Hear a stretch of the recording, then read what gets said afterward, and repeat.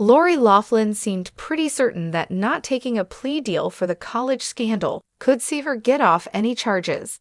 Many other people took them and served short sentences in jail, but Lori ended up taking a plea deal last week, and critics slammed the sentence as not enough. In fact, a lot of people think she's a classic example of white privilege. Lori Loughlin and her husband get jail time, but not very much. The previous star of When Calls the Heart got dropped like a hotcake by Hallmark when she got arrested for her part in the college admissions scandal. Over the last year or so, news came out that she felt terrified of jail time. But she and her husband Massimo Giannoli felt it worth fighting for their innocence. That came despite threats by the prosecution that she could spend many years in jail.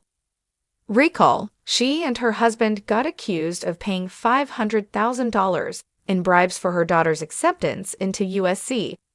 We reported that things looked up for them as damning evidence emerged that could swing the case in their favor. It likely worked for Lori Loughlin, given the relatively light sentencing last week. Lori and her husband pleaded guilty, smaller sentences than expected.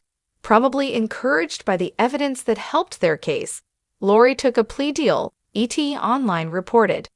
They wrote, on Friday, a judge accepted the 56-year-old actress' plea deal. Her sentence handed down involved fines, supervision, community service, and 2 months in prison. Her husband got a longer sentence, but critics claim even that's not enough. Massimo ended up with just 5 months in prison. The ET Online Instagram page shared about the sentencing, and plenty of people had a lot to say about it. Some of them referred to Avi Lee from Dance Moms. She also committed a white-collar crime, but spent way longer than a few months in jail. But each case gets weighed on its merits, and Lori Loughlin actually claimed that they fully believed the money went to the college. Critics slam white privilege. Lots of people slammed the light sentencing. But one person came up with a more neutral comment. They noted, I think the person that facilitated this transaction should be the one to go to jail. He's a greedy a-hole.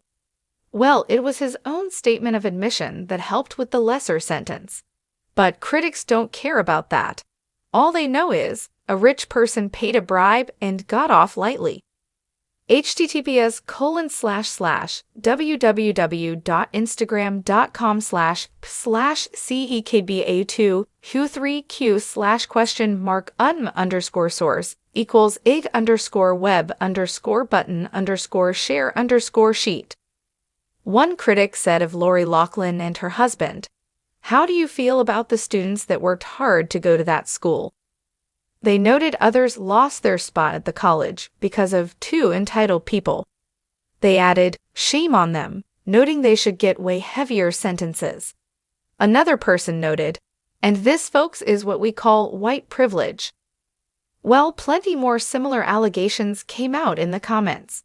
White privilege got bandied about a lot, but Felicity Huffman got a way smaller sentence than Lori, and nobody termed her sentence as white privilege.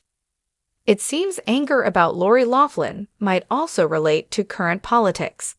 Many people talked about injustice and the long sentences dished out to Black people.